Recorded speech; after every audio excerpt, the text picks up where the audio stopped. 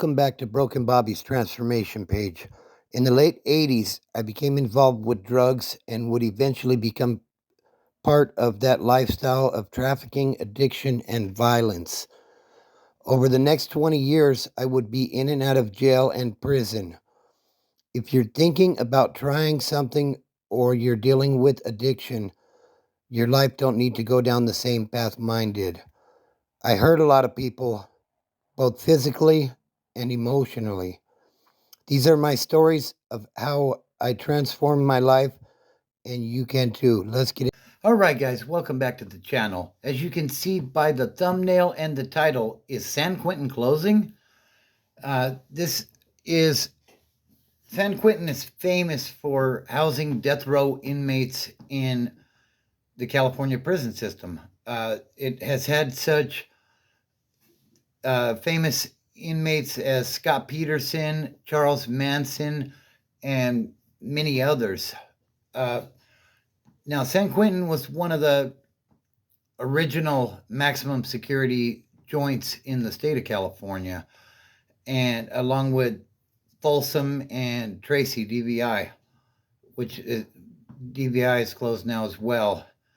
At the peak of California's death row, it housed more than 700 inmates. Currently, there are about 400 remaining. If you're new to the channel, subscribe, smash that like button, drop a comment, let me know what you think, and share this video. It really helps us to grow. So the last execution in the gas chamber, or I forget how maybe it was a lethal injection, was in January of 2006. I was just about to parole at this point, and that was Clarence Ray Allen. I remember they executed Tukey in 2005, and that was a pretty big deal, being that he was somebody in the Crip organization. I did a video on when they executed the leader of the Crips. You can check that out as well. In 2019, Governor Gavin Newsom started dismantling California's death row. They basically put a moratorium on death sentences in the state of California, and they haven't executed somebody in nearly 20 years. Now they're starting to send these death row inmates out to the level 4 180 GP yards. And they're not all going to level 4 180s. In fact, 26 were recently sent to the California Institute for Men in Chino prison. And it's said that 9 more will be coming soon, which will bring 35 death row inmates to the Inland Empire. And I've seen this in the news a bit because people that live around Chino prison aren't too happy with housing death row inmates in Chino. When I was a lot younger, I want to say like in the middle 80s or so, there was an inmate there named Kevin Cooper who escaped from Chino prison. They said that he walked through a hole in the fence. I mean, it was alleged why he had escaped that he used an axe to unalive a family in Chino Hills, which is a prominent area in Southern California. A lot of money in that area. So, yeah, they have, but I'm speculating here, but it almost seems with the prison reform that's been going on as if they're trying to close San Quentin. They recently changed the name to, I believe it's the San Quentin Rehabilitation Center. And, with Newsom at the helm, there's a lot of changes. They've closed some prisons. They recently closed DVI. And I think there's like 5 more on the chopping block at this point to, reduce overcrowding, which closing the prisons, I don't know if that's helping that or not. I know people can do more time in the county now, but so yeah, they're sending. Ultimately, it's going to be about 35 death row inmates uh, to Chino, and I would imagine they're probably going to house those guys in Sycamore or Palm Hall. Sycamore, also known as Sycamore back in the day. This is areas where they would keep the big four guys. I'll say, like people with a lot of influence, and I believe it's a similar setup to what was going on death row, multi-tiered, and stuff like that. But it begs the question,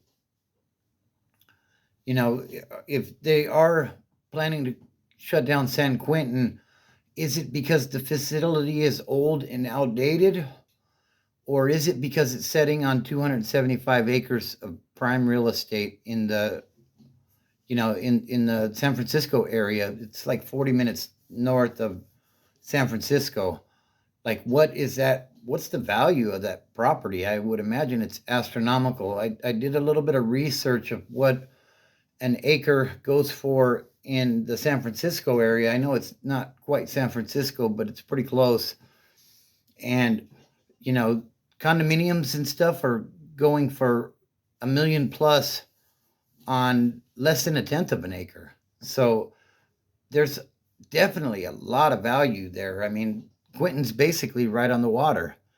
So, I mean, if they could, I would imagine if they could close the pin down and basically level it, then they could put up high rises and make tons of money.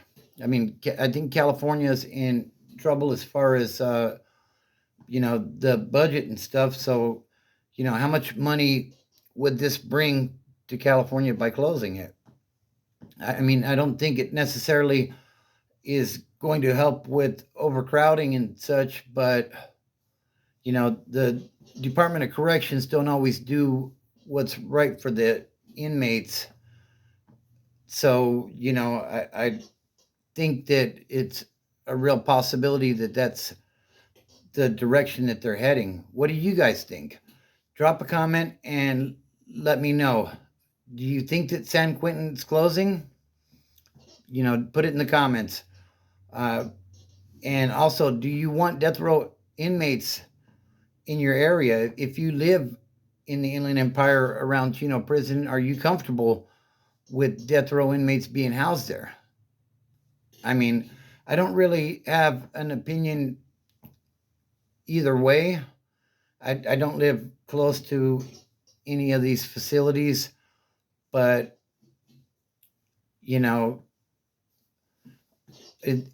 if you live within a few miles of that prison, are you comfortable with them bringing all these death row inmates in? Drop a comment and let me know what you think. Like I said, if you are new to the channel, subscribe, smash that like button, drop a comment, and share the video. It's really helping us to grow. Also, you can now become a member, and you can hit that join button, and there's different tiers to the memberships. So check that out. I think we're going to be doing some member-only lives in the future, and there'll be some exclusive early content for members. So definitely check that out. The thing is, they're closing these prisons, because it's not as crowded now, right? But ultimately, the way that laws are in California, if you say you commit a unaliving of someone, okay, not only do they charge you with, the crime of unaliving them, but if you use a